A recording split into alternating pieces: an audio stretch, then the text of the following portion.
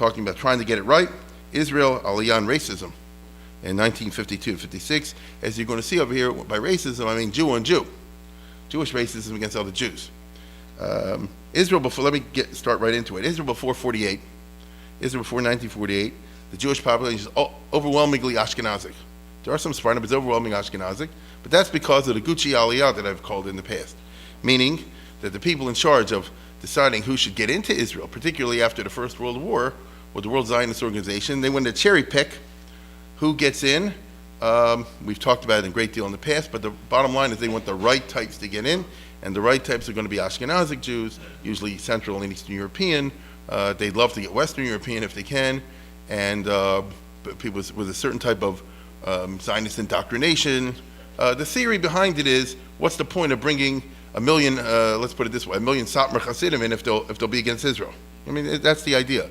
But it's also true, what's the point of bringing in uneducated Jews from the Eidot HaMizrach? We're not going to do anything. You see, they wanted it's a certain eugenics. It's sad in some ways, but nevertheless it happened. The result is, as I said before, you had a highly artificial and very interesting sociological profile of the Yishuv, as they call it, prior to 1940 or up to 1948, in which, as I say before, the vast majority of people are Ashkenazic.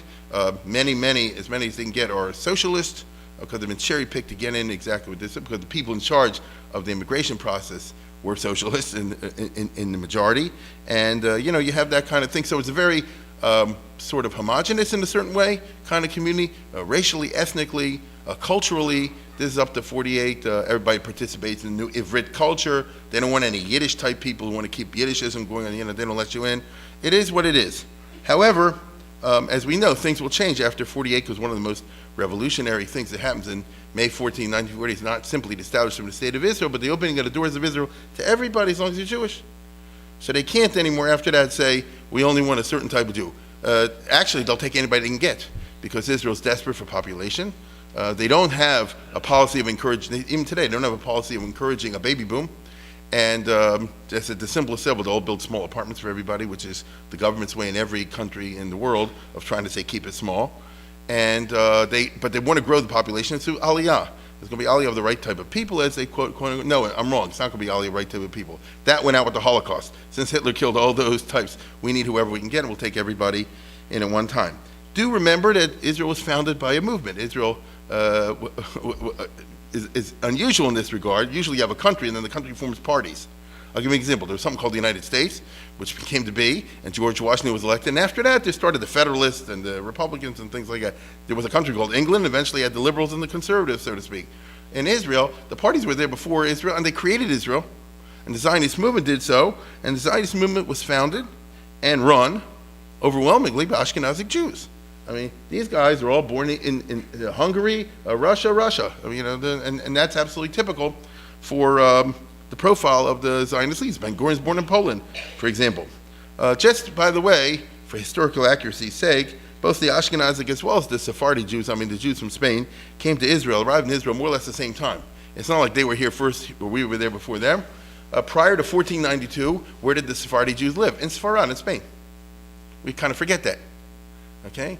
And only after 1492 did there begin a slow trickle from the Spanish Jews. Most of the Spanish Jews left to Spain and didn't go to Israel. They went to other parts of the Middle East, what they call the Ottoman Empire. The Turks, to be exact, conquered what we call the Middle East in 1517 to 1520. So, in those years, things were turning all over. But the beginning of Sephardi Aliyah is around that time. Same thing with the Ashkenaz, right? For a number of reasons, pietists and people like that, in small numbers, moved from Germany, even Poland, in the 1500s. They all came there more or less at the same time. Who was there beforehand? Don't even ask.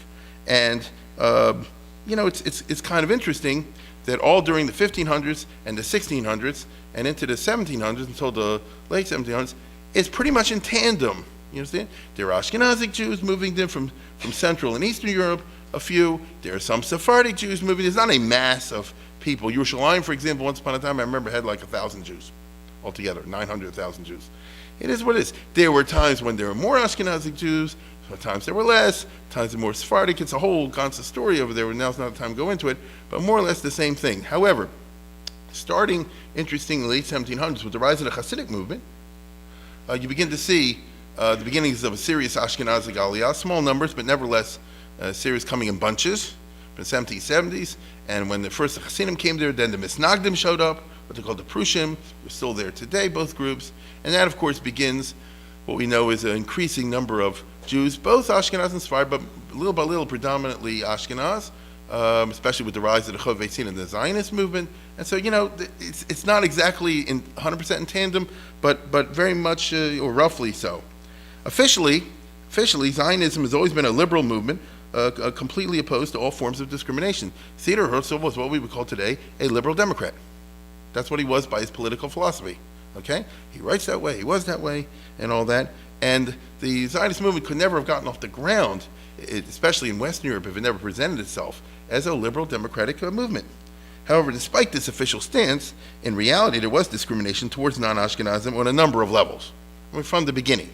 What I'm trying to say is like this. Officially, the Zionist movement and all of its organs are opposed, and they really were, to any kind of discrimination, one type of Jew and another. But culture is important, and culture predominates over everything else. And we know that whatever the law books say on the law books, it's what people do in terms of actual culture that guides what happens in the real world.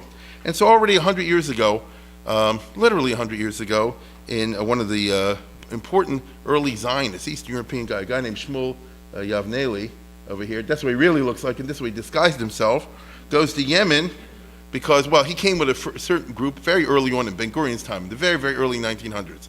There weren't many at that time. And they start to go and they try to build a kibbutz or a moshav or something like that, some kind of a farm, on Ever HaYarden of all places. And it's just so hard, and the work is so difficult, and we European Jews can't do this. And what are you going to do to solve the problem? And they don't want to bring in Arab laborers who are all over the place or a dime a dozen, literally, because the whole point is trying to think something Jewish. And so what are you going to do? The best thing to do is find Arab Jews or dark Jews, or, that sort of, and he goes to Yemen. In Yemen, and he's not from, take a look at him. But you can't go anywhere in Yemen in 1910 or 1912 if you're not from, they don't even know what that is. So go explain it to them. So he dresses himself up over there. I think he even got 35 shilas from Rav Kook, who gave him the ask to the rabbis in Yemen, so he has a mission to go to. And he faked it out, and he promised them pie in the sky. And so you make Aliyah, come to Israel, you'll be taken care of, all your religious needs will be done. And so, but the real reality was they wanted them to come and do Arab work. You understand? They were taking advantage of them. And they came there, and you can look it up yourself if you're interested in this sad episode, but it's emblematic. They come there. But first of all, the work is really rough. The pay is much lower. The two scales of pay. Now, I thought, according to officially, is the socialism, everybody's supposed to be equal pay, all the rest of it. That's in theory.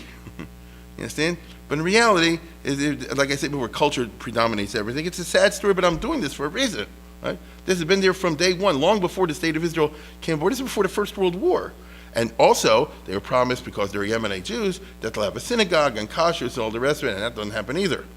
And eventually, it's like the American Indians. They give a piece of land, but it's near an Ashkenazic settlement, and over the course of time, the Ashkenazim push them out and kick them out and take over the land. It's up there. It's not Degania, but it's one of those places up near near the Kinneret. And it's a sad story, and it goes to show you that unfortunately, if we're being honest about it, and I'm telling you, this is a predominantly Ashkenazic audience. This is the others know about it. I mean, the Sephardim, they're quite aware of this history.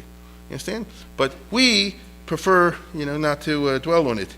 But it is what it is. I mean, they won't even let the Yemenite Jews, one settlement over, be buried in their cemetery. Okay? And this is a Jew on Jew, I want to remind you. Okay? And how do you have that? They pick up the European racism, whatever I don't want to blame it on anybody else because it's our fault. But you pick up these attitudes and you get it in there. After 1920, after the First World War, the Jewish Agency controls the certificates, as I told you. This was the system under the British, right? There was the First World War, the Balfour Declaration, and after the First World War, the mandate was given by the League of Nations to Great Britain to administer Palestine. They're in charge. And it says in the League of Nations Charter, in the Treaty of San Remo, which was an international treaty, which still operates in law. The Arabs don't like it, but it's still there in law.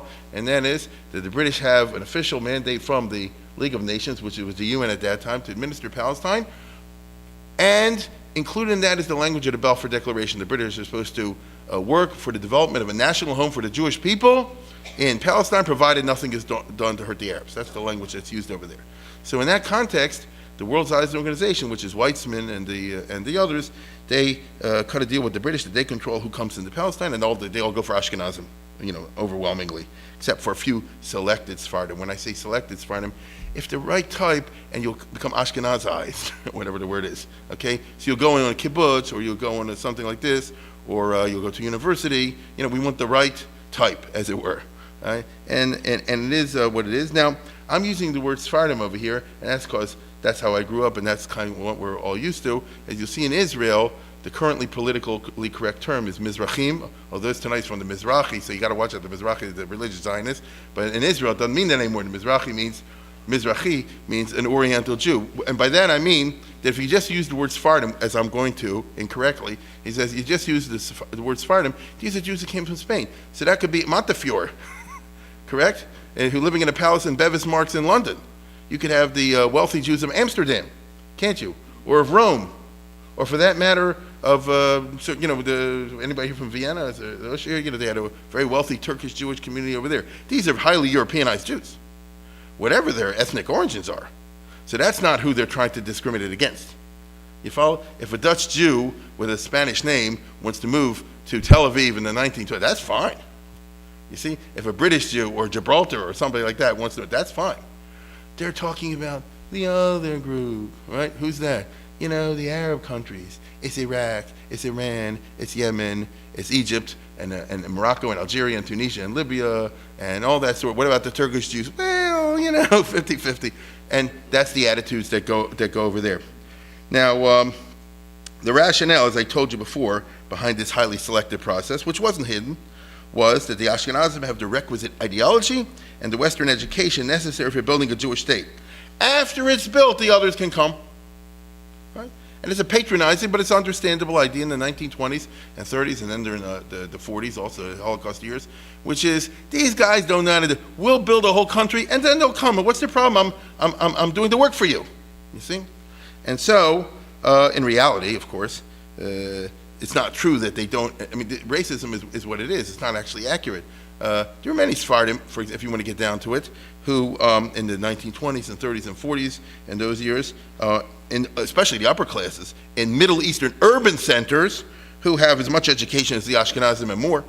If you go to Jews who live in Cairo, who live in Casablanca even, and in Tunis, which was the capital of the French colony of Tunisia, of Algeria. I mean, some of the most famous French intellectuals, like Derrida and others, are Jews, Sephardic Jews, who were Frenchified, Gallicized is the word, and went to elite schools in Algeria and Iran and places like that. Same thing with Libya. There, if you want to get down to what are the countries, Tripoli and so forth. These are places you read now in connection with Gaddafi, but 100 years ago it was under Italy, Italian colonies. There were plenty of Jews there who had a very good education and all the rest of it, but they're the wrong type, you understand? And that's how it goes. Anyway, after the Shoah, after the Holocaust, the plain reality is that Israel's going to have to rely on Sephardi immigration, as I told you before. And indeed, Israel doubled its population in 48 to 51, between 1948, 49, 50, 51. That's something we did last year, remember? Okay, they doubled the population, and half of they were 650, and they doubled it to, 1,300. So 1,300,000 in 3 years. Okay, just think of what that means. And as we saw last year, they weren't ready. But half the Olim, 300,000, were Sephardim. 50,000 Jews from Yemen, for example, 120,000 Jews, 150,000 Jews from Iraq. There was 40,000 Jews from Libya. These are all part of this original wave over here. And housing, we saw last year, was very short. Food was very short. Jobs was very short. Who gets first hired and who gets last hired? Who gets, if there are houses to go out, who gets the houses and who does not? Who ends up in the Ma'abara if there's a matter of choice? And you're a bureaucrat working for the Israeli government, the Mapai party, or for the Histadrut, or for the Jewish agency, or any of these kind of things. You're naturally going to be predisposed. I mean, it's going to happen. You're going to give the good stuff to people like you, and the bad stuff to those people, because what are they used to anyway? They're used to living in terrible quarters and conditions. They're animals. That's the attitude. And it's pretty sad. As I say before, about 300,000 Sephardi Jews make Aliyah during those years. After, in the years I'm talking about tonight, the numbers are small. Look at this. Here's Israel, 48, 100,000, 250,000 almost in 49 in 1 year, 170,000 over here, another 170,000. This year they brought in 150,000 from Libya and Iraq in 1 year. And all of a sudden, Israel finds it's overwhelmed, like we saw last year. They can't handle the housing. There's not enough food to go around. It's the jobs, forget about it. The crime is crazy, all the rest of it. And so an unspoken kind of consensus forms in the Mapai leadership, which is we can't do this anymore. And look at the numbers: 25,000, 11,000, 18,000, 37. That's already big. And by 56, they're starting to get back. This is the Polish Aliyah that I told you about last week, when that communist guy in Poland made a special pass. So we're going to make bigger numbers because, after all, these are quote-unquote European Jews moving in. Okay, these are Russian, these are Unzera, right? These are Polish and Russian Jews moving in. Numbers kind of make a difference, don't they, if you know how to interpret them? Okay, but it's interesting that in the years I'm talking about, 52 to 56, very small Aliyah. And that's because we swallowed too much. And even Ben-Gurion is still running around all over America saying all the American Jews have to make Aliyah and all the rest of it. But he knew as well as anybody else, they're just talking, and they're not going to come in any large numbers. And right now, Israel doesn't have the food. And right now, Israel certainly does not have the housing. And right now, certainly, Israel doesn't have the jobs to offer them. And what do you do with a huge population of unemployed people? You tell me what happens in a society when there are thousands, tens of thousands, maybe more, of young people who are unemployed. You're going to make it. You're going to end up. Well, now, revolution is when you have a leadership. You end up with crime. Look, you got to make a living somehow, really. And that's how it goes. As I said before, the unspoken consensus in Mapai was go easy on immigration, because, let's put it this way, the government was always making excuses, and it's not their fault, and so forth. And, all these guys have all the excuses in the world. And you want to know something? Sometimes the excuses are right. It doesn't matter if you're suffering, correct? If you haven't had a house this year or next year or the next year or next year, who cares what they say? They're a bunch of liars. That's how you feel. Get it? If the system isn't working for you, then self-serving, rationales are useless, and they mean nothing. That's true for all of us. If you need something and somebody doesn't do it and they have an excuse, you don't care. Correct? You go to someone else if you can. As I told you before, the consensus was go easy on immigration, and instead, what happens in 52, we saw last year, is they start to get the money from Germany, okay? Right now, and what I'm saying is not exactly wrong from a strictly economic point of view. Use the money we're getting, the $1 billion that we're going to be getting in installments, that's what they got, $1 billion, to build infrastructure, okay? Roads, number of schools, communication, things like that, harbors, airports, factories, buy the kind of equipment that's necessary to kickstart an economy. All these, in other words, they don't use the German money to build houses for the people that are suffering in the Mabarot. They stay there. They use the money for important things, okay? Because you have to look at the future. That's how they say it. And what about the human suffering over there? No. You know what I'm saying? That's how it goes. So that's why you have the small Aliyah. But there are all those people that have arisen now in the country with large numbers who are radically dissatisfied with the system, and rightly so. I told you before, excuses don't work, and especially when there's blatant discrimination along ethnic lines. Okay? It becomes too much to say, you're coming up with a bunch of very good reasons, all of which kind of work for you. And none of those reasons work for me. I got problems when you have wonderful reasons that coincidentally always work out for you. It never hurts your car. It never hurts your house, right? Nothing ever affects the ability of your children to get into good schools. It only affects the ability of my children to get into good schools. I don't like that kind of rationale. If I'm not good at baseball, I'd rather play football. I don't like to play baseball anymore if it never works for me. Zionist rhetoric certainly doesn't work if you're stuck here and shafted by the system. So Ben-Gurion makes all these speeches and he says you should be lucky to be here, and we've taken you out of anti-Semitic environments, and if you're back in the Arab world there'd be pogroms. I don't want to hear that. It's bloviate because it doesn't hurt, Ben-Gurion's not suffering. They're suffering. Ben-Gurion doesn't have a problem getting his kids or grandchildren into a school. They do. And so nobody wants to hear that anymore. It's in this period, by the way, the word Zionist becomes a dirty word in Israel. After you know this, you call tzionut, it means just bloviating, blah blah blah, and all this sort of thing. For the most part, it wasn't even true. For the most part, the Sephardim or the Edonim Mizrach did not live in radical poverty in their native lands. It's not true that the Jews in Iraq were all starving. Not a bit of it. It's not true that all the Jews in Iran or Libya or North Africa had been starving. Not a bit of it. Like everywhere else. There were poorer Jews, there were middle-class Jews, and there were upper-class Jews. Obviously, the upper class is nothing to talk about. But the middle-class Jews, think what I'm about to tell you. A guy's an accountant, a successful accountant in Damascus or in Tunis or in Baghdad. You got accountants here, you got accountants over there. A guy could be an attorney. There were. In Iran or in Tunisia or in Egypt. And you end up in Israel in a shack. Right? And the official who's bossing you around, all the rest of it, doesn't have the education that you have. Do you understand the distance? You understand the poison that's been created by this reality over here?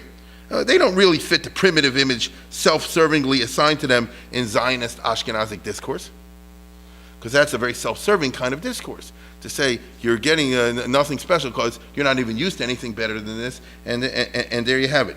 Well, so what happens? Israel does not really devise a solution for them in the 50s. For all but the younger generation, Israel never will. If you're middle-aged or older and you make Aliyah to Israel in the 50s, forget about it. It's never going to get better. In the 60s, 70s, it doesn't get better. Sadly, Israel never will for a very large portion of the younger generation either. You see, if at least, that's this American story, isn't it? The parents worked in a sweatshop, but the kid went to city college and became a lawyer or a doctor or something like that. You have the magic of education. Educational opportunity is quite limited in Israel, especially in the 50s and 60s. In the 50s, for example, was a grand total of one university with a limited number of seats, and you tell me who's going to get in. Okay? These are the realities over there. And so the result is the creation of a huge underclass, profoundly conflicted concerning the state of Israel. They are Jewish. They don't like the Arabs, because the Arabs were bad to them back in the other country, and the Arabs were very anti-Semitic. They still are. There is, you're always living in a roughly dangerous kind of area where living Arabs. Now you're in Israel. You kind of like the fact that everybody else is Jewish, sort of, in one sense. And you have pride. They have a Medina Israel, especially when there's an Israeli army, and they take pride in all that. And yet, at the other hand, things are so bad. What does it do? So I love and I hate the country, and everybody has to work that out in their own minds the best they can. But there was no underclass in 1948. That's what I'm trying to tell you. Prior to the establishment of Israel, none of this existed. It's not like in some of these countries where you say, oh, the poverty's been there forever. It just takes longer to get rid of it in some countries, takes longer than others, and so on. In the classic, liberal or socialist model, which is the country has been characterized by poverty for centuries and centuries. Little by little, we're bringing the urban poor and the peasantry. There was no such thing prior to 1948, and all of a sudden there is. So it means Israel obviously seriously failed in this particular regard. This reality frightens the heck out of the Ashkenazi elite on many levels. First of all, there's just the good old-fashioned plain racism. It brings out all the worst aspects of it. I mentioned this last year, but here's a text from the Haaretz, from the reporter Ari Gelblum, who is right. He writes this in the paper, where in 49 and 50, when he sees all these people coming to Ma'abara. I'm sorry, this is Abba Eman, excuse me. Beforehand. The great spokesman, what does he say? One of the great apprehensions is the predominance of immigrants of Oriental origins, forcing Israel to equalize its cultural level with those in the neighboring world. That's a very politically correct thing to say. Would you agree with that? Right? No, you want to know something, so why do you say it in public? Because the answer is, in the Israel of the 50s, you could say it. There are no negative consequences to it. Do you follow what I'm saying? This is like taken for granted. He doesn't mean to be racist. He thinks this is the way it is. The Sephardim, well, we all know what that is. They might drag us down. The Nebuch, we had to take so many in them. Unfortunately, they're Jewish, and the Holocaust killed the Ashkenaz. We're stuck over here. But they could be our downfall. Whoa. Is that true? Is there really a genetic predisposition one and the other? There is not. Not really. And so what is it? Let's take a look. This is from one of the leading reporters of Israel at that time. This is the immigration of a race who we have not known in the country. We're dealing with people whose primitivism at a peak, level of knowledge is of virtual absolute ignorance. And we have little talent for understanding anything intellectual. Can you imagine this? Okay? Generally, they're slightly better than general level of the Arabs, the Negroes, and the Berbers in the same region. In any case, they're even lower level than what we know in regard to the former Arabs of Israel. Whoa. Okay? These Jews also lack roots in Judaism. Give me. The Sephardim lack roots in Judaism. I can guarantee you they know 10 times more about Yiddishkeit than this guy does. So, but look, but I'm just trying to show you, culture is more important than words or rhetoric or anything else. It's the kind of thing you take in at the basic gut level, which sometimes spills out in the public. These Jews lack roots in Judaism and totally subordinated savage and primitive instincts. As with Africans, you will find among them gambling, drunkenness, prostitution, chronic laziness, hatred for work. There's nothing safe about social up in the kibbutzim when I hear about the absorption. I mean, the next step is to shoot them. I mean, if you go by this rhetoric, okay, and I repeat, this is Jew about Jew. And this is in the newspaper, and by the way, it's in Haaretz, which is the New York Times. So, oh, look at this. Now, you understand why you're going to have a profound conflictedness if you're a Mizrahi Jew, if you're a Jew from Iraq or from Egypt, and you read this kind of stuff in the paper, and say, who, they talk about me? Right, talk about you? Ben Gurion also says, they lack a Jewish education and general education. The Sephardim lack a Jewish education? Maybe Ben Gurion knew the Bible because that was the thing he was into. I guarantee anything outside the Bible, the average Sephardi Jew knows 10 times better than him. If you've ever been to a Sephardi synagogue, they used to do all the davening by heart, just to give you an example. I mean, little things like that. Does Ben Gurion actually know what to do in Shavuos? But as I said before, that's not what he means by Jewish education. These are cultural matters. Golda Meir, right? She said, what are they complaining about? When they came off this country, came off the ship, they didn't know how to use a knife and a fork. Oh, really? Okay. That's nice. One of the worst examples, you ain't seen, and my friends, you haven't seen anything yet. One of the worst, in fact, the worst example of the anti-Sephardi, anti-Mizrahi discrimination involves a book that was published a few years later in '64. Culmination of all these feelings is a crystallization of, I don't want to be misunderstood here, so I'll say, the Jewish Nazi attitude. And you'll see in a minute, I'm not exaggerating, unfortunately. There was a book called the Malpecha Ashkenazit. You can Google it, by the way, and if you have Hebrew, Google. You remember Malpecha Ashkenazit? It means the Ashkenazi revolution by a writer named Kalman Katz-Nelson. And this is the Katz-Nelson family is one of the central families in the founding of the Israel and Zionist movement. One of them was the head of the Hadassah medical outfit, and one was the head of this. Remember I told you 2 weeks ago, Shmuel Tamir was the lawyer against Kastner, Shmuel Katz-Nelson. I mean, it's a very, what we call the Mayflower families of the Zionist Aliyah, in which the author argues that the Oriental Jews, listen to this, suffer from an irreversible genetic inferiority that endangers the superiority of the Ashkenazi Zionist state. He called for the establishment of an apartheid regime that, among other limitations, would abolish their political rights. He also objected to mixed marriages and demanded the prohibition of the Hebrew language because it resembled Arabic too greatly. Instead, he demanded that Yiddish become the national language because of its supreme Germanic origins. His book became a bestseller until Ben Gurion had it banned. Okay, because it was doing too well. You follow? Now, and I just want to tell you something. He's a revisionist, he's a Jabotinsky. Even though Jabotinsky was not like this, but Jabotinsky had a movement running from the extreme right to the extreme left. On the extreme right, they really were Nazis. I mean, I know it sounds like I'm being pejorative, but I know what I'm talking about, unfortunately. Okay? And these are people who were there from the beginning. He makes Aliyah at a young age, born in 1907. He's a writer who only died a few years ago. And he repeated this in later things, and he did, you just Google it yourself, and it's disgusting. How does a Jew talk like this about other Jews? But they do, you see? And so, as I say before, by the way, don't think I'm sharing any secret with you that nobody else knows about. The other side knows all this stuff. You can find it all in Palestinian publications and Arab publications. They're fully aware. It's we who don't know about us. Now, naturally, they're going to zero in on whatever's negative among the Jewish, but we have. Okay, so I'm sharing with this that you should know. Now, Jabotinsky himself, by the way, whose follower he said he was completely different. In fact, his supporters always argue that Jabotinsky's motto was "Kol Yehudi Melech." Okay, and he had great sympathy with the Sephardim, and they liked him too. And he visited the Sephardi countries in the 20s and the 30s and all that sort of thing. And he had a lot of following over there. And he was for all Jews, without discrimination. And I think he actually had more acquaintance with them than many of the other Zionist leaders. And as I say before, he didn't have this kind of attitude, but he did not represent the overall culture, the majority political culture, and certainly the people who had the political power and the majority of votes was in the left wing. And even though the left wing is absolutely committed, seriously, really, to equality and all that. That's true in theory and one day. But right now we're going to have the way we have it here, with Jim Crow. I repeat, the government of Israel really was genuinely committed that eventually everything should work out and there should be no more racism, there should be complete equality in the jobs and in the positions from top to bottom and all the rest of it. But as I told you before, culture dominates everything in society. And after all, in the Israel of the 50s, the 60s, the 70s, the 80s, the 90s, down to year 2013, there are always a limited number of good jobs. And they all go to Ashkenazim. They did in the 50s and they do today.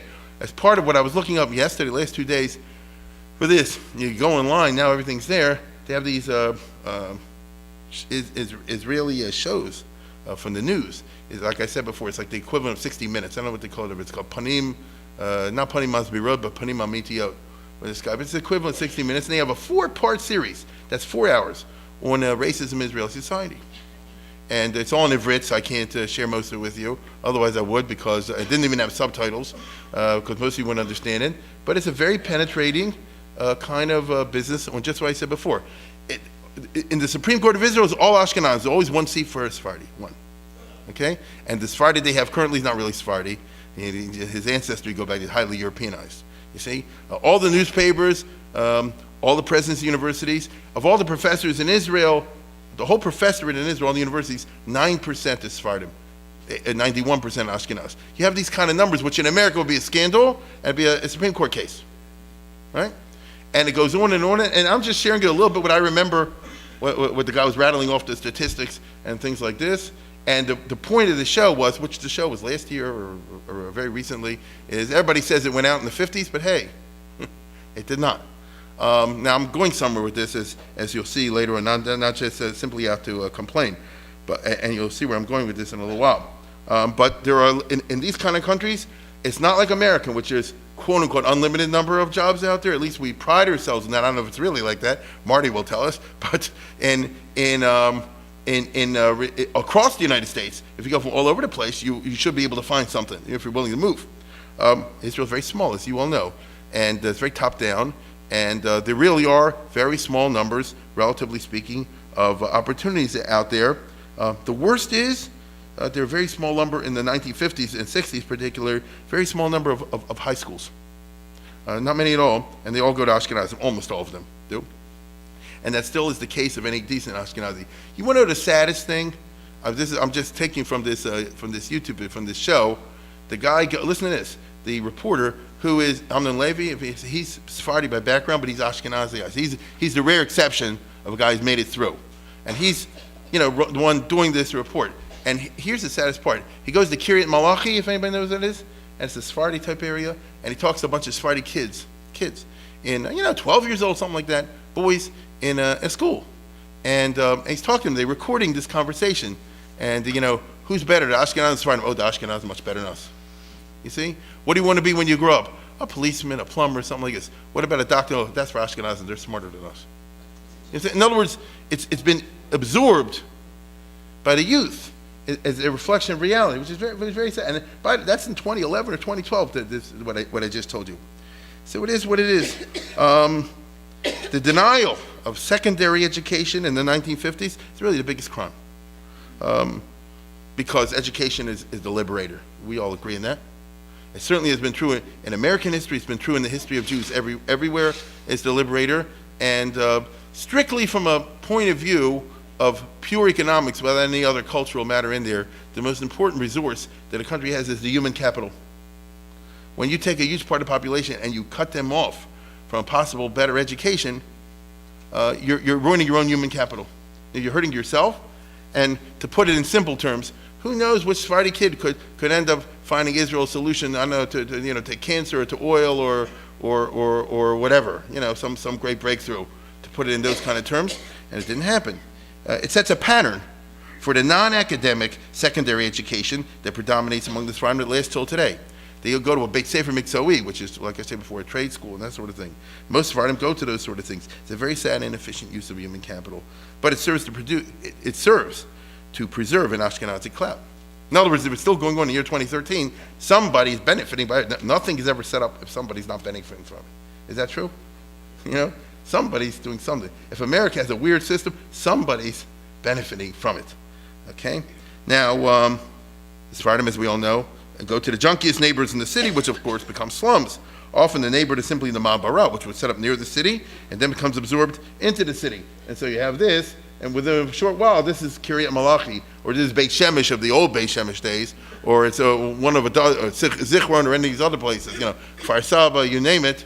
And that's how Israeli cities arose, you see. Who goes to the big project of 52 to 56, which was the Lachish project. This was Ben Gurion's baby, Eshkol's baby, and it's a good thing, but the idea was as follows. Look at Israel. It's three parts, this, and this. The top, the bottom, and middle. This is the Negev, of course. This is the Galil, as we all know, and then got the middle, okay? This is actually not accurate. Between the Gaza Strip and Jordan is much narrower than this map makes it look. But it is what it is. Empty. This used to be the place of big battles in the 48 war, 49 war, Battle of Fallujah pocket, if anybody remembers, Iraq Sowedan, those kind of big battles that they had over there. It's empty. It's dangerous. Smugglers, Arabs are going back and forth and back because all you have to do is go from here to here. Back in Arab territory, here to here. And pretty soon it's not just smuggling, it's mechablim, it's terrorism and all the major security issue. Well, Ben Gurion said the answer is simple. Fill it up with Jews. Okay? Well, okay. Who do you get? Get this farm. Right? Says Aliyah is a famous person in Israel that he put together, they put a lot of money into it to set up 20 or 30 towns. This is Kiryat Gat, for those of you who know, in that whole area, which is built up today, right? But still is low socioeconomic level. Okay? And the idea was take these guys off the boat or elsewhere, because after all, the Ashkenazi Jews, they dream up the plans, but they live in Tel Aviv, Yaffo, and Haifa, and places like that. Okay? And by the way, it's not so hard to drive if you're an engineer from Tel Aviv down to the Lachish region, but then of course at night come back to live in civilized conditions. Right? What about the people who say, well, you guys build your civilized conditions? See, this is very typical of what goes on in Israel. Ben Gurion is always famous throughout the 50s for saying, oh, it'll get better. I'm waiting with bated breath for the day that we'll have a Yemenite, a Taimani as the Ramat-Kal, as the chief of the staff of the army, which of course he did mean. You know what I'm saying? That'll be a sign that all the glass ceilings have been broken, racial and ethnic equality have been achieved in Israel, and one day we'll see that. But meanwhile, for the moment, we'll have an Ashkenazi, okay? And that's how it goes. And all the generals, all the chiefs of staff of the Israeli army are from Eastern European background, right? All during the first 30 years, at least a little bit more than that. The first Jew of Mizrahi background was chief of staff of the army. I remember was in the 80s. Was it under Begin or right after Begin? Moshe Levy. Most people don't even remember him. But still, once again, it's like 1 or 2 out of 10. Currently, it's Benny Gantz, for example, right? Before him was Gabi Ashkenazi. You understand? These are, once again, part of the syndrome that I'm speaking about. All the government ministers in the 50s, 60s, and 70s are all Ashkenazim, always with one exception, with one token seat, or some, at the most 2. This was Ben Gurion's token Sephardi. He was a native-born Israeli, Bechor Shetri. You could tell the name Bechor is not an Ashkenazi name. And he was a minister of police forever. He had been an official. Now, he was a Sephardi by background, but he's Western educated. He was a police official under the British. So he has as much in common, to be perfectly honest, with the guys the Sephardim getting off the boat as, they have, once again, you have these tricks and shticks over there. But it is what it is. Sadly, these attitudes, what I'm describing, also penetrated into the frum world, and in Israel, and they still do, to some extent. Under pressure, for example, from the Ashkenazic rabbinate and the Ashkenazic tzibur, when Israel became a state, there was a big desire to regularize, normalize, and homogenize religious practice to whatever degree possible. And the 2 chief rabbis at that time was the Ashkenazic chief rabbi Herzog and the Sephardi chief rabbi Abuzio, and they issue a bunch of takanot, laws that they want to enact in Israel, and they do, and they're all in trying to bring a certain harmony between the Ashkenazic practice in certain areas and the Sephardic practice in certain areas. No, they're not. They're out to make the Sephardic practice conform to the Ashkenazic practice. You understand? And Rabbi Ziel went along with it for a number of reasons. So the most famous one is the takon against Yibum. Now, you know what Yibum is? That means if the guy died without children, he marries the brother. Ew, that's not for the 20th century, right? That's uncivilized. And therefore, everybody today should agree that if such a situation happened, they shouldn't do yibam, woo, you should do chalitza. And that way, you kind of regularize the type of situation. Well, that's an Ashkenazi perspective, I get it. I come from that background, and so do you. But can you understand there's a different perspective? Or maybe you can't. Can you respect the fact there's a different perspective? Maybe you can't. And Rav Herzog, of course, predominated in this sort of, first of all, he was a world gaon, he was. He also had 3 PhDs. He was a very Westernly sophisticated, successful person. I always like to share this clip if you want to hear people hear about it. Drew Pearson, I think I did this last year or a year or 2 years ago. Drew Pearson, the famous reporter, went to Israel in the 50s and did a little series on religious freedom. And it was Zionist propaganda, pure Zionist propaganda. It's great. And I wish they still had these guys on. This was on television, you understand? And the point was, how's it going vis-a-vis the Arabs? And they interview Herzog with his Irish accent and all the rest of it. Here, let's take a look at this. This is what Chief Rabbi Herzog meant when he said, "Among the present strife and tension, storm and stress rises from Jerusalem the prophetic summons for peace, for shalom, which in Hebrew language is one of the names of God. There is no basic conflict of interest between us and our Arab neighbors, and there is no reason why we should not renew that cooperation, spiritual, philosophical, cultural, between us and the Arabs of the Middle Ages."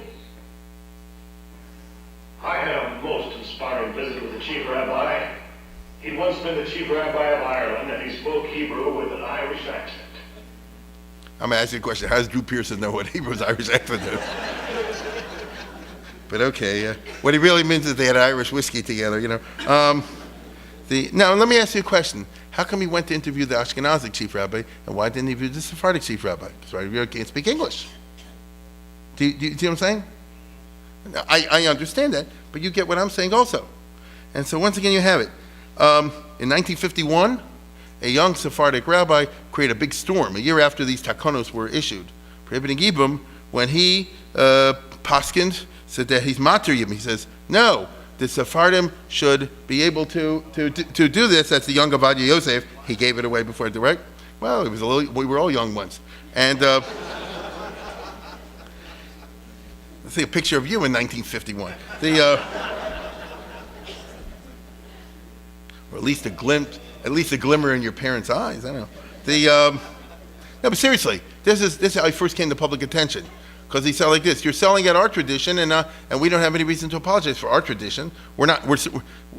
We may be superior. We're certainly not inferior to the Ashkenazim. And if you, the chief rabbi, feel that way, then speak for yourself. Don't sign on something and expect the rest of the Sephardic Jewry to go along just because you have the title of chief rabbi. It's the beginning of the tension within the frum world, within the Torah world itself. In fact, within the rabbinical world. And in general, a leitmotif of the career of Ovadia Yosef is he just passed away, as we all know. So the historians love it when someone dies, because now you can evaluate the whole thing. And it's one of the basic, most interesting features, the most interesting, is his struggle to overcome discrimination against Sephardic rabbis and dayanim, something he frequently mentions in his writings, even when he became the chief rabbi of Israel in 73. At that time, out of 80 dayanim posts, which is paid for by the government, 16 for Sephardim. So it's roughly equivalent like to the Supreme Court and all that. In the early 50s, the situation was much worse. It was probably, I imagine, 6 or 7 out of the huge numbers. There was, I remember, Ovadia Hadai, and there was a few, but the discrimination is quite blatant. In this matter, as in others, the Mapai culture has spilled over into the Aguda world. That's what you see over there. Let's take a look at this. Yeah, this is when he becomes the chief rabbi of Tel Aviv in 68, I believe. The guy walking with the big stick, that's all from the mandate days. You have a kawas, which walk. But in the old days, the Turks used to give the chief rabbi what shall I say, an accompaniment. If any Arab bothers him in the street, you can whack him on the head. You see? Well, that's how you keep law and order in the Ottoman Empire. What can I tell you? The fact of the matter, no. But seriously, the cultural clashes of the type I'm describing are really very fascinating in the career of Ovadia Yosef. It's in there. Let me read you 2 quick passages of here a nice biography, halachic biography, you might say, from Benny Lau. Where is it over here? 74, 75. Listen to this. This has to, well, I'll skip this one and use the more dramatic of the two.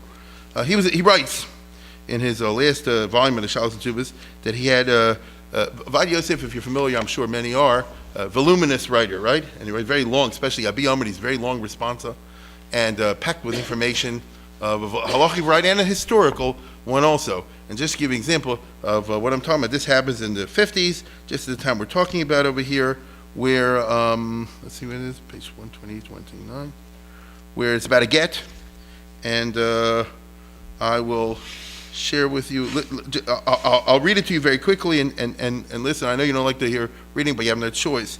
It says, if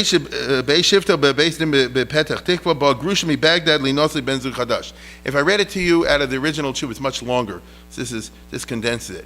And it's a case, and happens Hilchos Gittin, and life is what it is, and there's a lady who was divorced who came from Baghdad to get married to a guy in Israel in the 50s this time. There was a great Aliyah of Iraqi Jews, most of them left in 51, but others trickled in afterwards. Okay? And here's a lady from Baghdad, and she was divorced in Baghdad, and she arrives in Israel, and she already has a shidduch over there, she's going to get married. Rosham and Nisuin Shachach Lafnos and based on Kabbalah Seishur Nisuin. There was a bureaucratic snafu, and before the wedding, she didn't get the official okay document from the person who's the Roshem, the registers of the marriages, and Barak Regel Hikir and Rosham Betos Vizmin Anisha, and at the very last minute he said, you're getting married today, come and get the official form that you're accepted to do this, and they send her Mivrak Dachuf, they send her an emergency telegram to come to the court. She comes the morning that she's supposed to get married, Fitziga get Khatum Idea Rabba Budi She Rabba Bezin Yadum for some Baghdad, and she has a get. And in Gittin, they tear up the actual document after they write it, but they give you a receipt, as that's how it goes. He says they give you a receipt to testify that you're that everything's okay and you're divorced and you get remarried. And she has one stamped and with all the official stuff necessary from the chief rabbi, whoever's left at that time, from Baghdad. This in the early 50s. So there were Jews left over, and believe it or not, when the Americans came, there's also a few Jews left over a few years ago, even under Saddam Hussein. I don't know why they would stay, but they did. And this in the 50s when the regime was a lot more liberal, believe it or not. Anyway, so she has a get. So the two Dayanim that day is supposed to be three, and one of them was away. I'm just remembering by heart. And the one is Ashkenaz, one Sephardi. The Sephardi one is Avad Yosef, and the Ashkenaz was Shlomo Karelitz. Everyone knows that he's a nephew of the Chazon Ish, a very big posik. I said that wrong. A very big Dayan in Bnei Brak. From the Lithuanian elite to elite. It doesn't get better than that. His father's a Mayor Karelitz. It doesn't get better than that. Okay? But here's the Ashkenazi, and here's the Sephardi. Now, Karelitz is Bonem Beget Rosh Hashem Abahu Vichter. So in the name of the get, and the get has to have the right names. If it doesn't have the right names, it's a puzzle. It's one of the rules. So like anything else has its rules and regulations, it has to be done just so. And we take these things very seriously in the halachic world. And so the husband's name was Victor, but it's spelled with a chaf, and with a test, I guess, or something like that. And the point is, it's spelled wrong. Victor, excuse me, with a vav yud chaf taf vav reish. And Rav Karel said, I guess that's not how you spell it. It gets puzzle. She's from Baghdad, and how are you going to get it? If it's wrong, it's wrong. It's puzzle, it's puzzle. You knew it's a mistake because you're supposed to write Victor with a kuf and a test and another way. Well, biggest lips also get. Just imagine what happens to her if the get becomes puzzle. Okay, and it's the wedding morning. Okay, I mean, you don't get this is a good movie if anybody ever makes it. Avad Yosef is there, and Avad Yosef is born in Baghdad. He says that's how you pronounce it over there. It's not wrong. Okay, you're Ashkenazi guy. You think this is not Lithuania. This is not Germany. This is Baghdad. There they have Bechtar. I mean, somebody told me once, like that. That's how you say it. And second of all, the Av Bezin over there, the Rabbi doing is a well-known posting. He's not some Joe Schmo. He's the official chief rabbi of Baghdad, where there's a Bezin system going on for hundreds of years. They know what they're doing. Okay, and he's trying to explain to him that really it's okay to do so. Ulam harav karelis loratzah. This is Avad Yosef writing loratzah kabel dvarai. He was stubborn. He wouldn't hear what I'm saying. V'achas diber shall get puzzle, and he said it's no good. First he got another getting old, then can we talk about another marriage? The woman hears this, she started crying bitterly, and she begged me, Avad Yosef said that I should speak to him, not to act like this, and the more I spoke to him, the angrier he got at me, okay? And I tried to explain, you don't understand the Miftah Sfardim Bavlim, the Iraqi Jewish dialects, and he Hikshas Rucha V'Mitz Lavovo, and he said, you're absolutely wrong, and this and that, I know it was like this.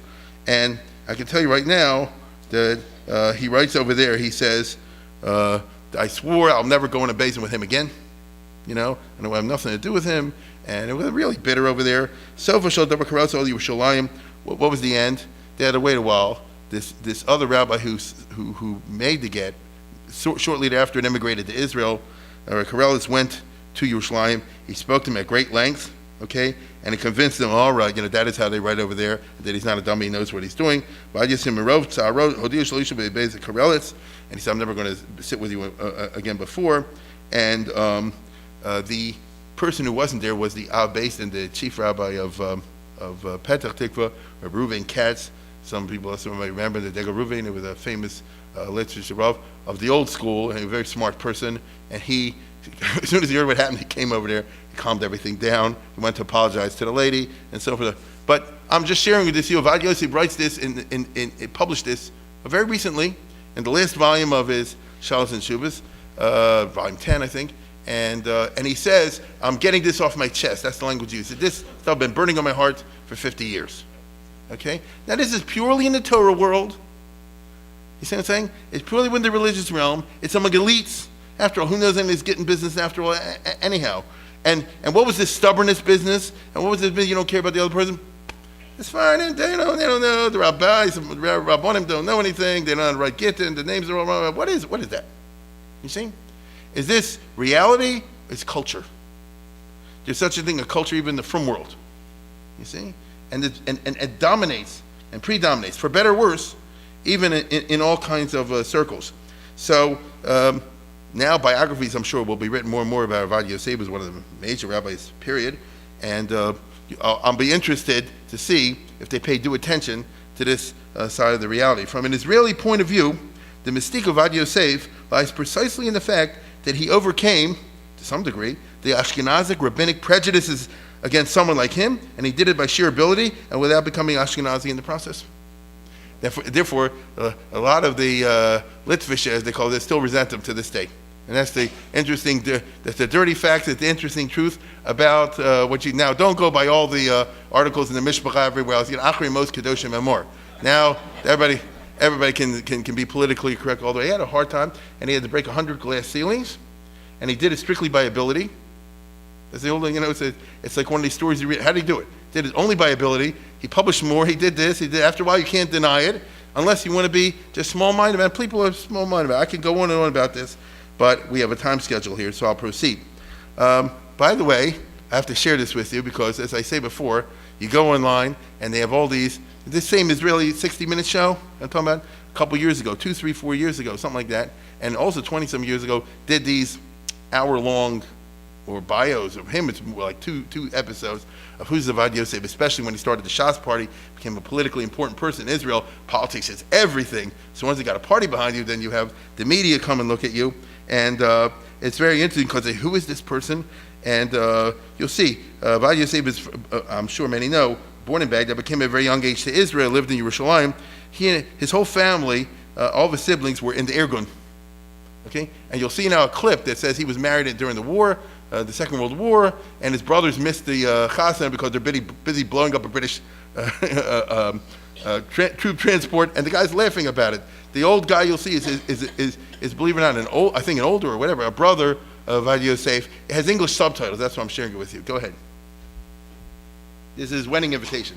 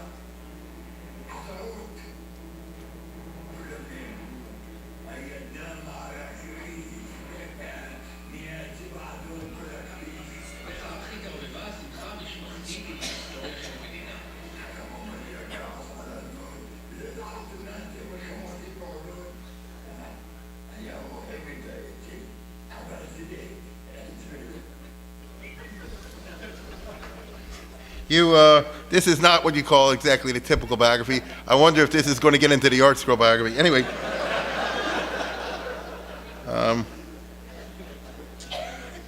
Anyhow,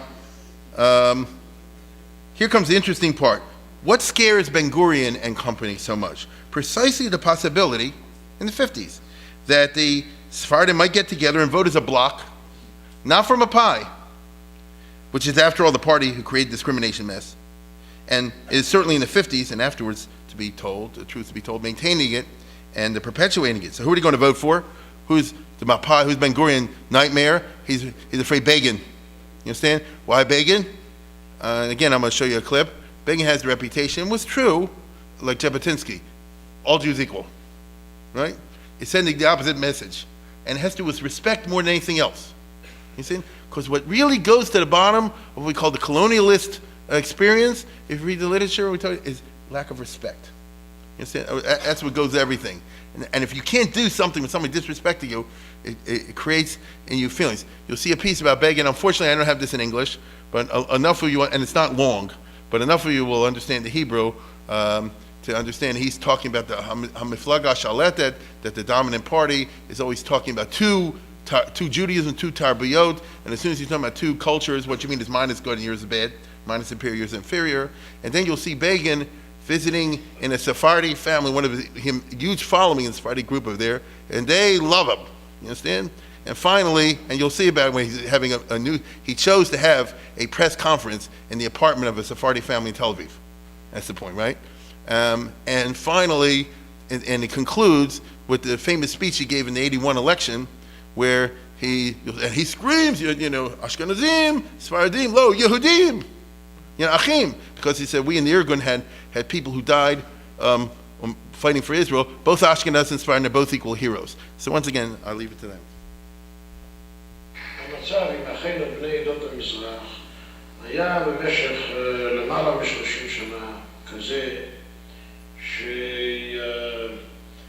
שהמפלגה השלטת במשך 29 שנים גילתה איזו מידה של התנסות מהסיפור זה. ואני יכול לתת הוכחות רבות.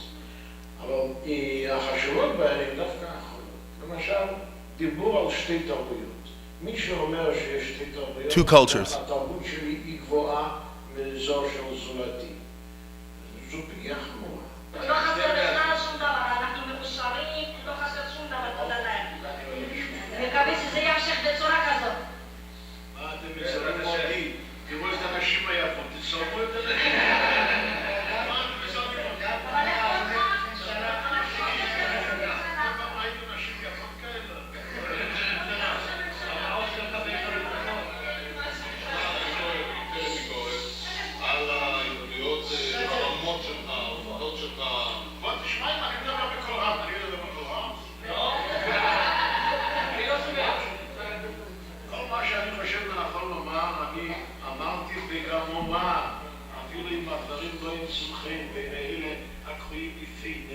He would have done it with the elites.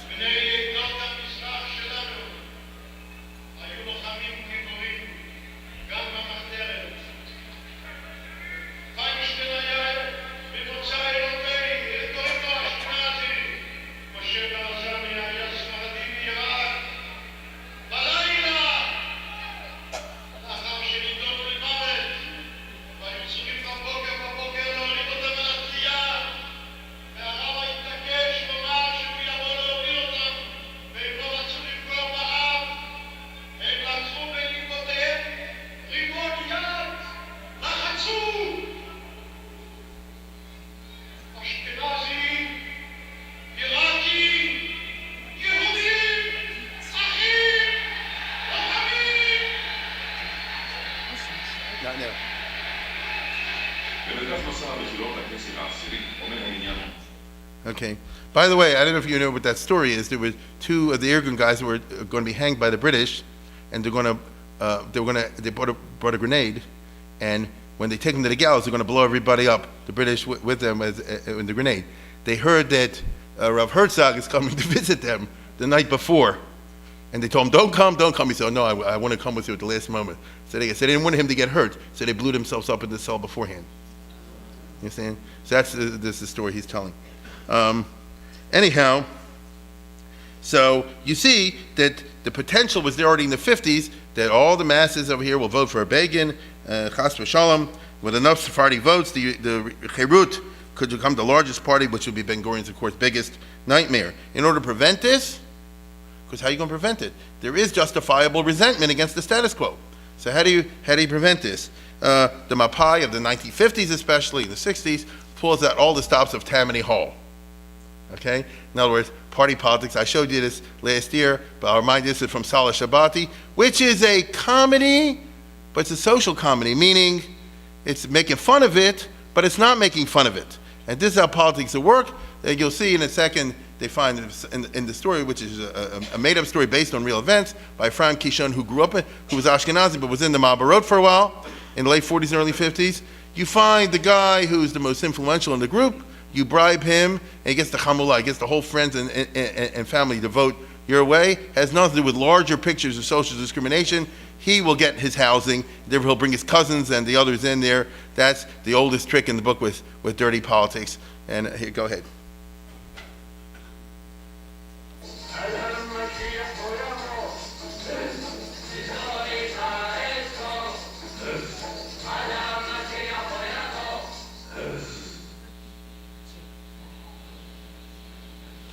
The two Mapai guys.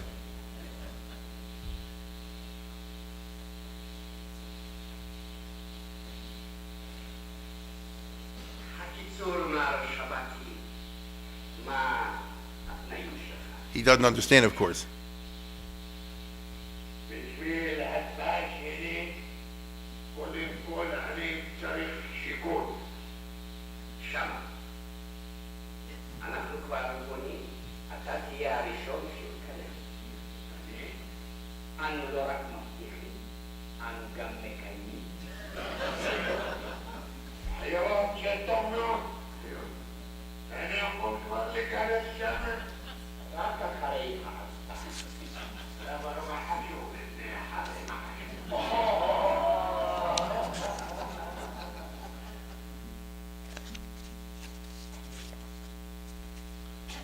And the other parties try to bribe him.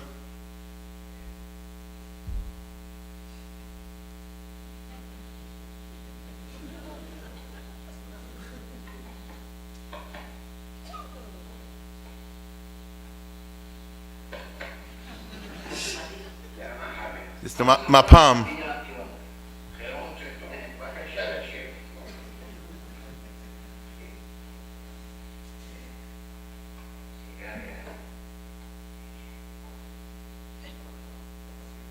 Here's the Mizrahi party, the religious Zionists.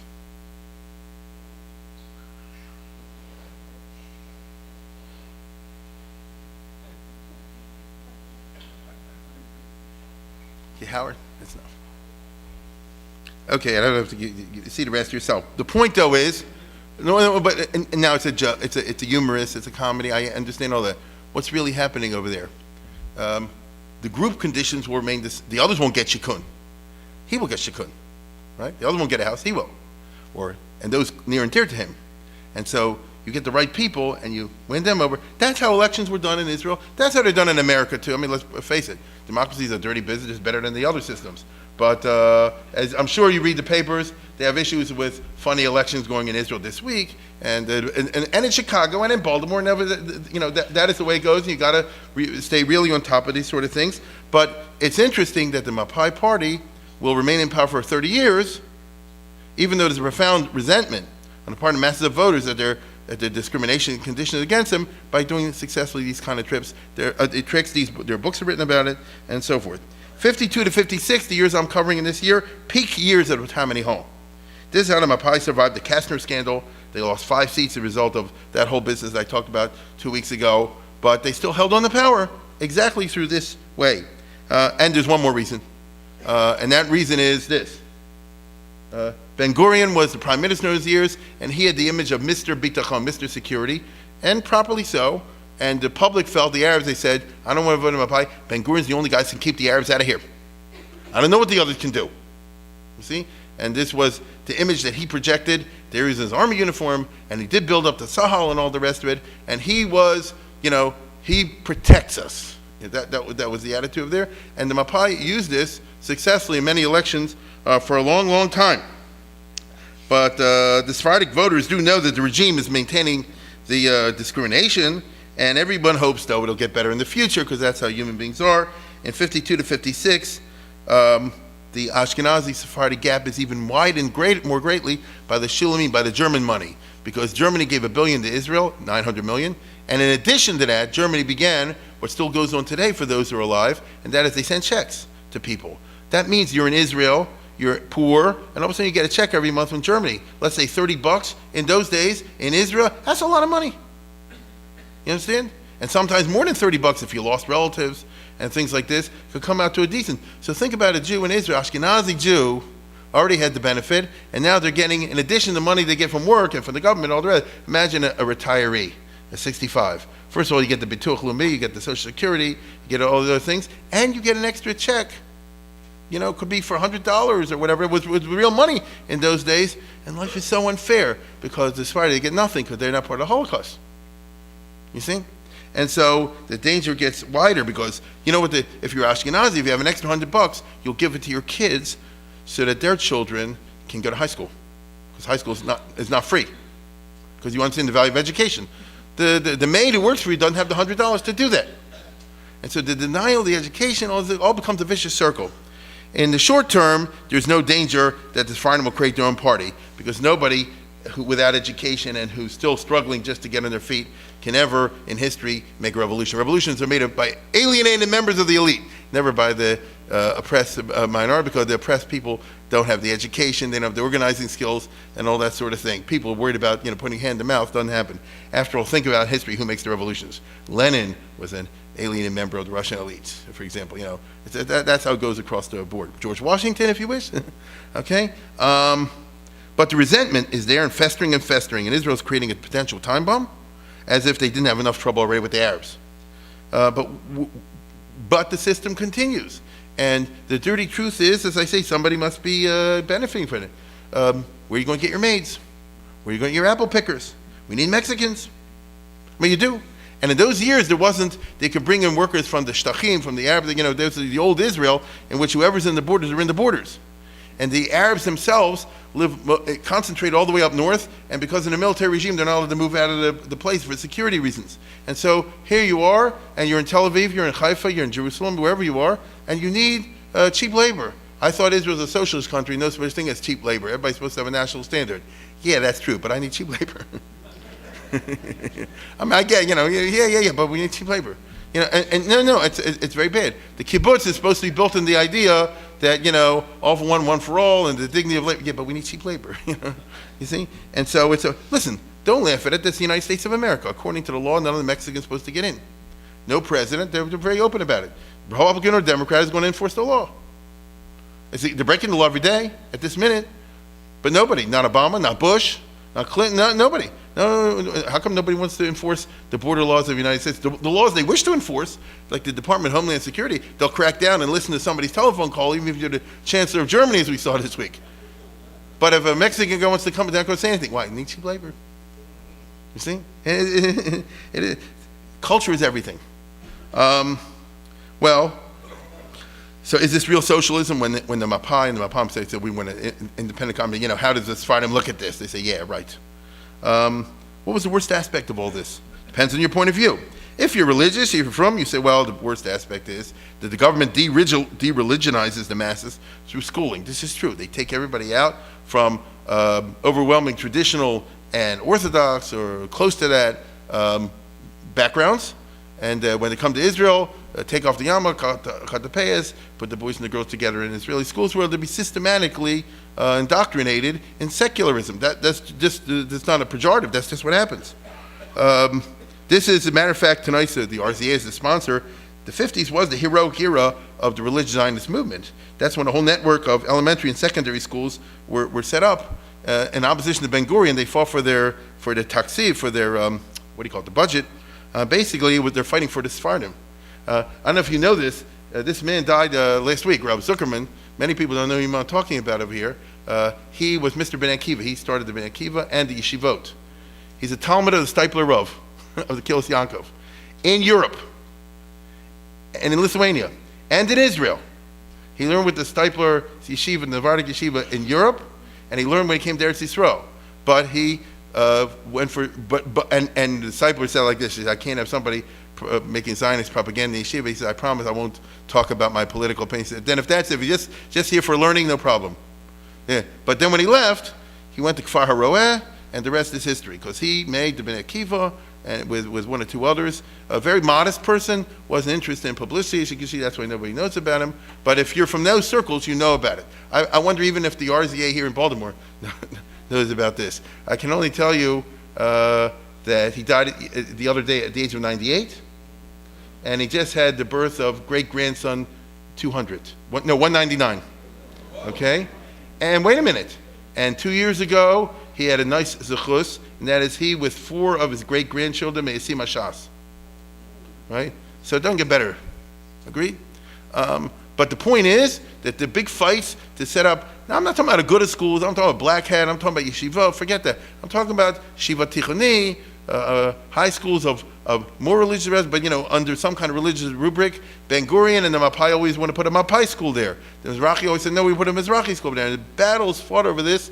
Now, it's not against Israel, it's not against the government, but it's fighting for whom? They're not fighting for the Ashkenazim. The Ashkenazim by the 1950s, the religious are the religious, and the not religious are not religious, and forget about it. It's this fighting. You see? And so, all these battles are going on over there. From the social worker point of view, it's the destruction of the family unit by degrading parental authority. That's a recipe for disaster. We've done it in the United States very well with African Americans. I give you Daniel Patrick Moynihan, read all of his books, and you'll read about this, how by destroying the family unit, you create endless social problems, and very often it's broken, you can't fix it, okay? In the Oriental Jewish communities, obviously, the father is the king. That's the way it was for 1,000 years, and that's how you keep up social discipline in the family. The father says, you're going to school, you're going to school. You understand? The father says, you do this, and you kiss the hand, and all the sorts of things that go along with that. That enables someone who has a large family and not a lot of money to maintain a family unit, which we all know the family unit is the most important thing. Agree? To get ahead in life. You come to Israel, the father, you can't, none of you have a house. The father is look like a fool because he can't make it into New Israel. The madrichim and the schools all say, like this, forget the parents, come with us. What are you doing? What are you doing? And if I say, forget your parents, come with us, and we'll take you through to become an MD, at least I hear that. They forget the school, and come with us, and we'll make you a worker. What's that? So, from the social worker point of view, it's a real destruction. And politically, it's really a hot potato. Here is a well-known Israeli commentator, I guess, Mira Wormser. I don't know if you know her. She's more in the right wing. And there's a very interesting article, disturbing article, in the Middle East Quarterly, Spring 2005, pages 21 to 30, about the fact that the educated, the Western educated, the intellectual Sephardim, the ones who made it in college, the professors and things like this, pro-PLO. Right? You're getting here a big rhetoric, and it's bigger than we would like to talk about the fact that we've been shafted by the Ashkenazim, we have more in common with it. We are Arabs fundamentally, just have a different religion, and so on and so on. Now, this is hard to maintain in year 2013, because you look at the Middle East blowing up. So that's good as far as that's concerned. But nevertheless, if it was left up to these particular sets of elites, and again, it's on the Israeli TV show that you can see on their YouTube, they say, let's break it all and smash it all. And they go around the street signs in Tel Aviv, and instead of Schenken Street, they put up Baba Sali Street and all this kind of thing. Not religious, just to show their super resentment over here at the colonizing process that I just described, and this disrespect. And you can understand it. Okay? You can't understand it. It's a problem for Israel. Because if this is going to be the result that people get education, whoa. Okay? Now, it hasn't turned out, but they want to turn to the Arabs to punish the Ashkenazim for the racism. Fortunately, they haven't got much traction among the Sephardi masses, no thanks to Ben Gurion and the Mapai. What do I mean? Here comes something very interesting. The person who did eventually emerge as the leader of the Sephardi masses, the angry masses, was not a professor. It was not the Black Panthers. Anybody remember them from the late 60s, early 70s? They tried to get traction to represent, because the Americans had the Black Panthers, they have the Black Panthers over there, Charlie Breton, Moroccan Jews, against the system in Golda Meir's time, but they never got anywhere. The person who did it was Avad Yosef. Kind of funny. And I have a 5-minute video. I want you to listen. We have English subtitles. Very important, by Chiloni TV show, who's talking about the fact that only somebody from a religious perspective like him, with his kind of religious authority, could accomplish this social revolution to add more fairness for the Sephardim in Israel.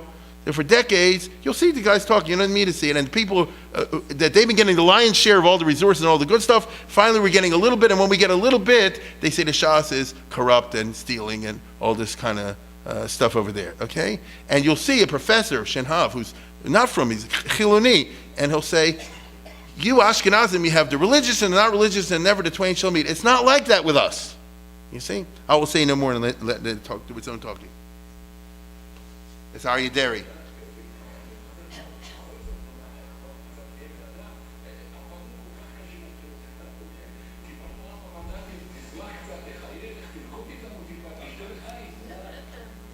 This is not it yet.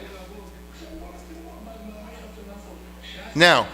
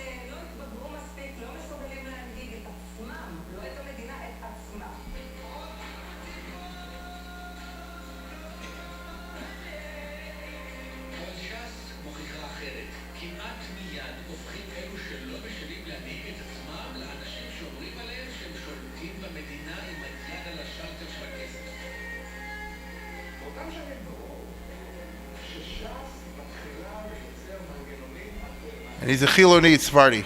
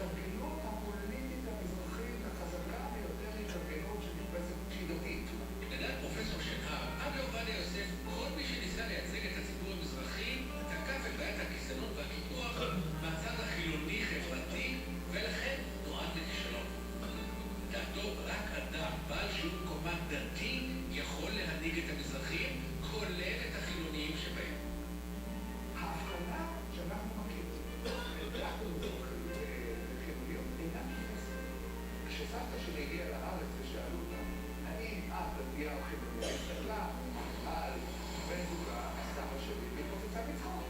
היא לא הכירה את ההבחנה הזאת, מה זאת אומרת?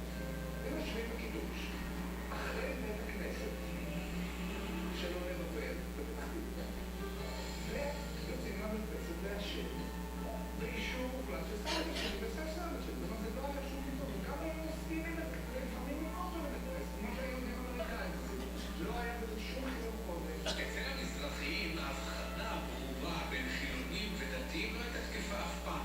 לכן כאשר קם הרב עובדיה יוסף ויוצר חיבור בין מזרחיות, דת ואג'נדה חברתית, היה לך חרוך עליו. היום אנחנו הרוב.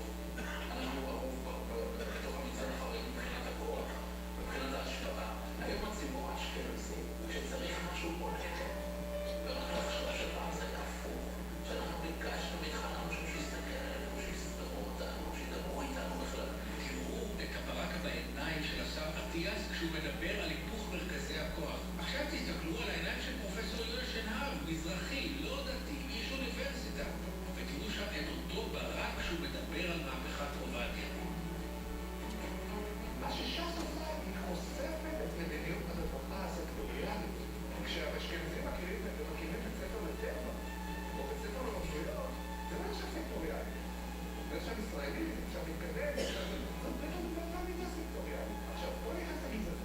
אם רוצים להבין את עומק המהפכה של ש"ס, הוא טמון בדמיון הזה בין העיניים הנוצצות של הפרופסור שנהב לבין אלו של השר החרדי אטיאס. ואני לא משתמשות בגזענות. אני אתן לך פטרונות, זה הרעיון של החומה.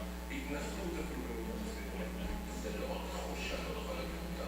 אתה מודע לזה שאתה שוחה בצילה. הרב עובדיה יוסף שמלכתחילה בכלל לא התכוון לעמוד בראש תנועה של מחאה חברתית, בדיעבד עמס אותה על כתפיו עם גאווה ותחושה של שליחות. כשהציבור החילוני קורא בעיתון שש"ס הקימה מוסד חינוך חדש, פעמים רבות האינסטינקט הוא לבחור בבוז, לצעוק עוד סחיטה פוליטית מכוערת. לא מבינים שמדובר בלב ליבה של המהפכה הגדולה שהנהיג עובדיה יוסף. מוסדות ש"ס הם סמל האמנסיפציה של הספרדי החרדי מהפטרונים האשכנזיים. כל אלו שגדלו וחונכו במוסדות הליטאיים המתנשאים מחנכים כעת דור חדש של ספרדים גאים ללא רגשי נחיתות. זה המשפט שהוא אומר לפני מספר שנים בטקס פתיחת רישום תלמידים למען החינוך התורני. הוא אומר כך, אנחנו ניקח ילדים, נעשה מהם רבנים ודיינים, לא יגוף להם כי לא טובים, לא מוכשרים, נראה להם לאשכנזים.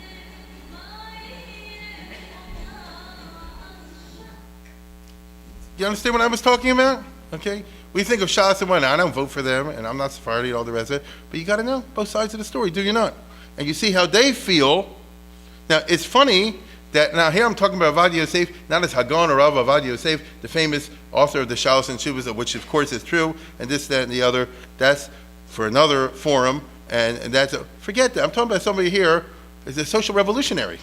But in a funny way, Israel, very lucky they got him for a social revolutionary, rather than the other guys that I mentioned to you before. Got very lucky, they ducked a big bullet. The person who emerged as the leader and the expresser of the resentment against discrimination was the rabbi and not the left-winger. And the rabbi channeled the resentment into positive channels. Isn't that true? What did he say? He says, we'll show them because we'll come better Jews than they are. We'll demonstrate by building up our Yiddishkeit, by our knowledge of Torah, and things that we are as good and better than that. Well, that's all. That has nothing to do with the Arabs. Do you get what I'm saying? He's certainly not pro-Arab. Here's the last piece I'm going to share with you tonight. When I'll just tell you this, when he, in 1992, made the Shas party go in and they were for the Oslo Agreement. You remember that. Whatever you think about that. But he supported the Oslo Agreement. And at that time, Arafat and the others, they said, oh, the Sephardim are on our side, and they still talk like this in the Palestinian literature, that the Sephardic Jews are really Arabs and they're repressed by the Ashkenazim, and we should all join together and knock them out. And you know what the Arabs mean by that. And therefore, they gave great cover to Avad Yosef. I remember that his car was stolen once, and Arafat said, I'll get it back for you, and he did. You know, which tells you a lot. Okay? Which tells you a lot. And all this sort of thing. And they thought, because he speaks Arabic, and he likes Arabic music, and he dresses in that, seemingly Arabic style, he's pro-Arab. Oh, they got the wrong guy, baby. Right? There is nobody that... So I got to show you this. They took a picture of the Simchas Torah, the day after Simchas Torah. He's composing a whole Graman and so forth. And basically, it's Yom Simcha Yisrael, Yom Shchita al Yishmael, or something like that. Or actually, Yom Tilim al Yishmael. May it be a day of missiles falling Ishmael. And you'll see over there, let's take this.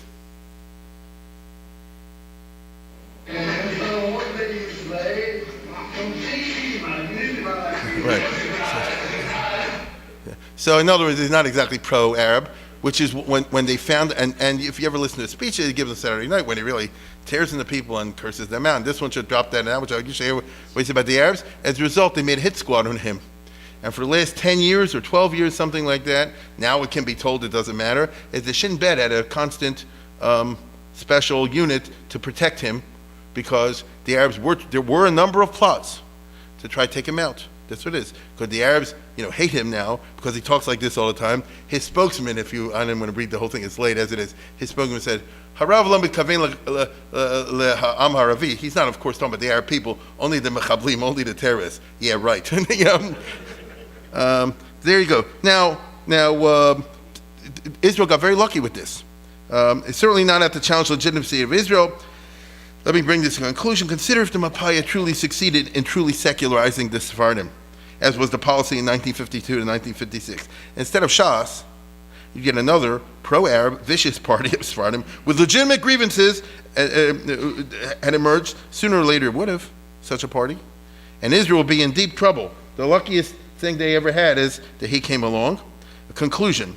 Policies in the formative years of Israel led to a cultural climate which created a large and pained underclass, an angry one. Over the last 30 years, this frustration and negativity have been channeled by Shas into a number of directions, including among other things, Tammany Hall politics and corruption, just like the Ashkenazi parties. Okay.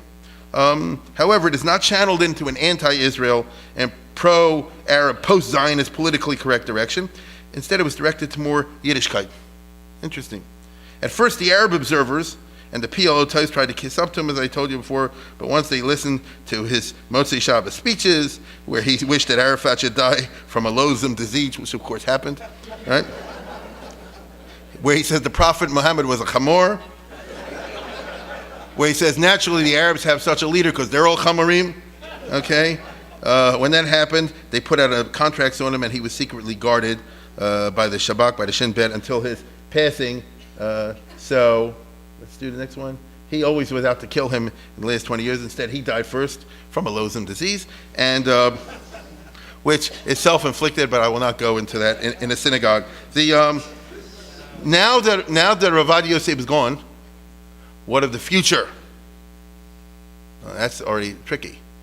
Will it still keep in this kind of religious whatever direction? Or will the absence of this unique kind of leader to channel the resentment be replaced by something much more dangerous? That, my friends, is of the future. I only deal with the past. Good night.